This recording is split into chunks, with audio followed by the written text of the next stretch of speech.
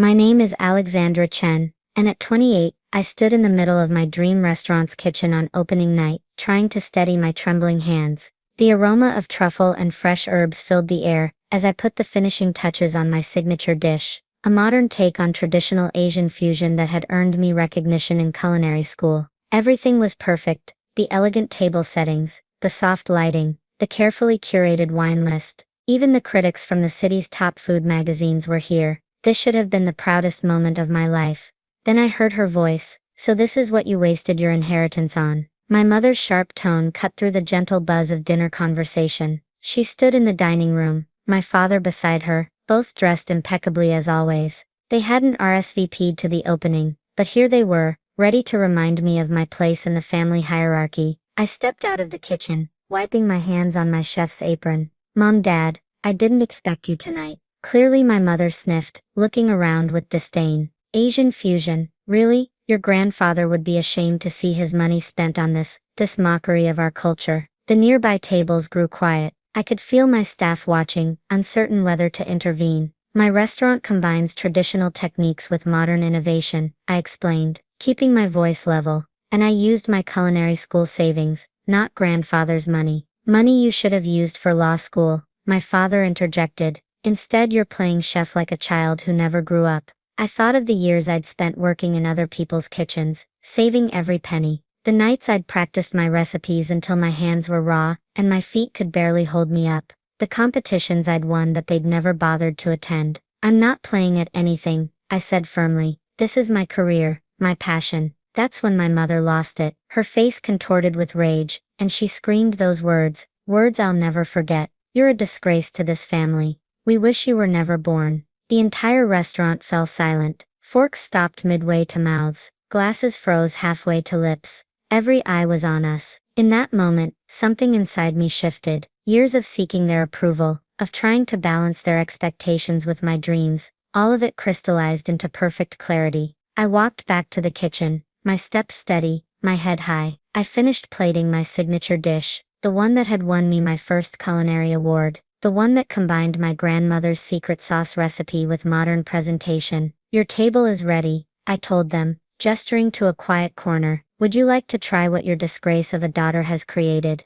My mother's face flushed deeper. "We didn't come here to eat. We came to talk sense into you, to convince you to sell this place before you embarrass us further." "Then I'll have to ask you to leave," I said, my voice firm but professional. "We're fully booked tonight, and I have paying customers to serve." "You'll regret this," my father warned, his voice low. "When this place fails, don't come crawling back to us." As they stormed out, I noticed one of the food critics scribbling frantically in his notebook. Another was already typing on his phone. This wasn't how I'd planned to make headlines, but there was no going back now. That night, after the last customer left, I sat alone in my restaurant, surrounded by empty tables and the lingering sense of the evening's service. My head chef Marcus sat down beside me. "Your fusion dishes were a hit," he said quietly. "The critics couldn't stop talking about them." I nodded, too exhausted to speak. "You know what else they couldn't stop talking about?" he continued. "How professionally you handled yourself tonight. That's going to be part of the story too." I looked around at my restaurant, and felt a strange sense of peace. My parents had just given me something I'd been searching for my whole life: freedom from their expectations. "Tomorrow's another service," I said, standing up. "Let's make it even better than today." Little did I know, tomorrow would bring more than just another service. It would bring the beginning of a revolution in the culinary world, and my parents would be forced to watch it unfold from the sidelines. The morning after the opening night disaster, I arrived at the restaurant earlier than usual. My phone had been buzzing non-stop with notifications. Local food blogs were already running stories about the dramatic debut of the Fusion House. Most focused on the food, thankfully, but they all mentioned the family drama that had unfolded. As I unlocked the front door, I found an envelope had been slipped underneath. Inside was a handwritten note from one of last night's critics. "Dear Miss Chen, your modern take on traditional cuisine wasn't just innovative, it was brave. Much like your handling of last night's unfortunate interruption, I've never seen such grace under pressure, or tasted such perfectly balanced flavors. Expect my review in tomorrow's paper." James Morton City Cuisine magazine. I barely had time to process this when Marcus rushed in, waving his phone. Alex, have you seen social media? We're trending. That food blogger Sophie Wells posted about your 5-spice braised short ribs. She's calling it a masterclass in culinary fusion. Before I could respond, my phone rang. It was my grandmother, the only family member who'd supported my culinary dreams, though quietly to avoid confrontation with my parents. I heard what happened, she said softly. Your mother called me this morning, ranting about how you'd disgraced the family name by bastardizing our traditional recipes. I held my breath, waiting for disappointment, but instead heard her laugh. I told her she was wrong. I told her how you'd spent hours with me in my kitchen, learning every detail of our family recipes, not to change them, but to honor them in a new way. I told her I'd never been more proud. Tears welled up in my eyes. Thank you, Popo. Now, she continued, her voice turning serious, I think it's time I gave you something. Can you come by this afternoon? When I arrived at her house, she was waiting with a worn leather-bound book. This is my recipe book, she said, pressing it into my hand. Eras. Every family secret, every technique I learned from my mother and grandmother. I've been adding your innovations in the margins. It's yours now. I started to protest, but she held up her hand. Your mother never wanted to learn these recipes. She was too busy pushing you to become a lawyer like her. But you understood that food is our family's true legacy. That evening, inspired by my grandmother's gift, I created a new dish, combining her traditional red braising technique with modern plating and unexpected ingredients. Bless. Ibesin but was stenkitsend, kabinda balkanaitin too. As I worked, my staff watched in fascination. This, I announced, presenting the finished plate, is going on tomorrow's special menu. We're calling it Legacy.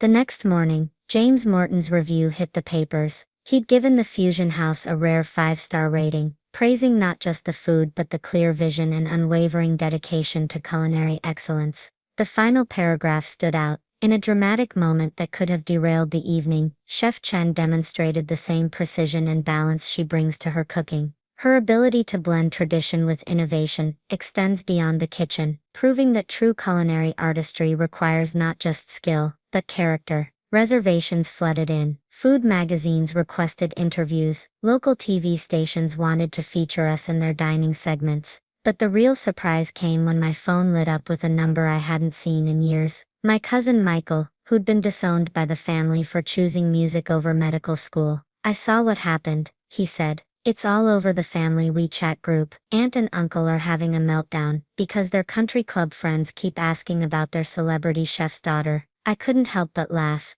How are they handling that? Oh, they're trying to pretend it's not happening. But it's getting harder, especially since Popo keeps sharing your press coverage in the family group.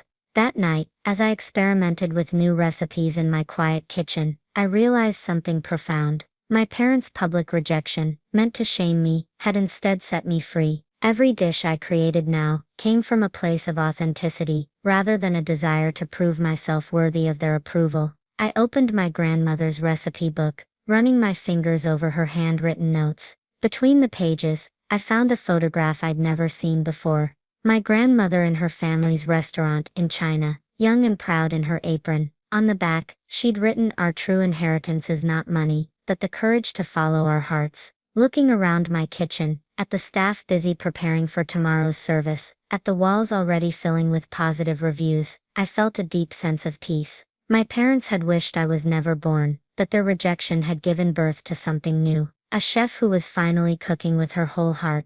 Little did I know, this was just the beginning. The real test of their words, and my strength, was still to come. 3 months after opening night, the Fusion House had become the city's hottest restaurant. Our waiting list stretched months ahead, and food critics from across the country were making special trips just to experience our menu. But the real game changer came on a quiet Tuesday morning. I was in the kitchen testing a new dessert recipe when Marcus burst in, his face flushed with excitement. "Alex, check your email. Food and Wine magazine wants to feature you in their Rising Stars issue. They're calling you the pioneer of modern Asian fusion." Before I could process this news, my phone lit up with a text from my grandmother. "Turn on channel 8 now." I grabbed my phone and pulled up the local news stream. There on screen was my mother speaking at a press conference for her law firm, but the reporters weren't asking about legal cases. "Mrs. Chen, how do you feel about your daughter revolutionizing Asian fusion cuisine? Is it true you initially opposed her culinary career?" Will you be dining at the Fusion House to try her award-winning dishes? My mother's perfectly composed face twitched. No comment on personal matters, she said stiffly, but I could see the strain in her expression. For someone who'd built her reputation on controlling every narrative, this was her worst nightmare. That evening, during service, our maitre d' approached my station. "Chef, there's someone here to see you. Says she's your aunt." In the dining room stood my Aunt Linda, my mother's younger sister, who I hadn't seen since my decision to attend culinary school. She'd always been different from my mother, warmer, more understanding, but too afraid to openly defy family expectations. "This place is amazing, Alexandra," she said, hugging me. "I've been trying to get a reservation for weeks.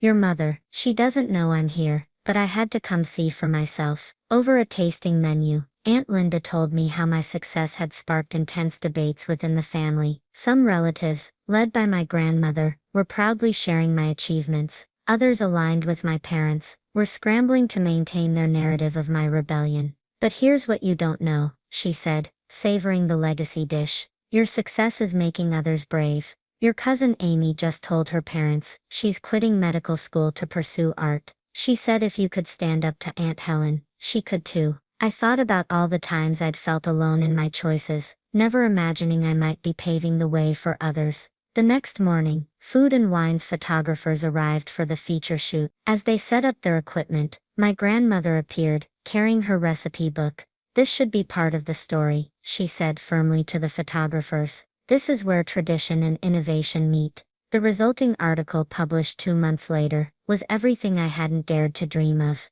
6 glossy pages celebrating not just my food, but the journey that created it. The photographs showed me in my kitchen, cooking alongside my grandmother, her recipe book open between us. The day the magazine hit newsstands, my father's secretary called. "Mr. Chen would like to book a table for 2 this Friday." I took a deep breath. "I'm sorry, but we're fully booked for the next 3 months. I'd be happy to add them to the waiting list." "But they're your parents," she stammered.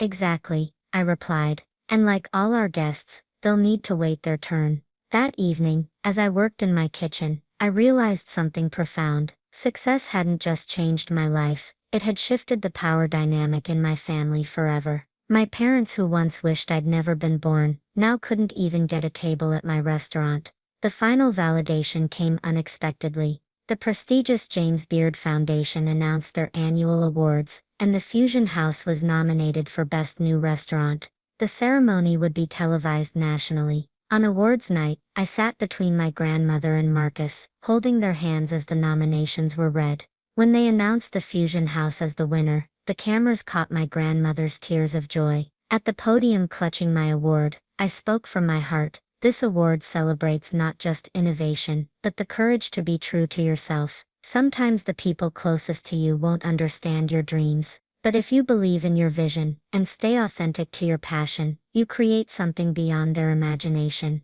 Later that night, I received a text from my mother. "Congratulations. Perhaps we should talk." I smiled, thinking of the long waiting list for reservations at my restaurant.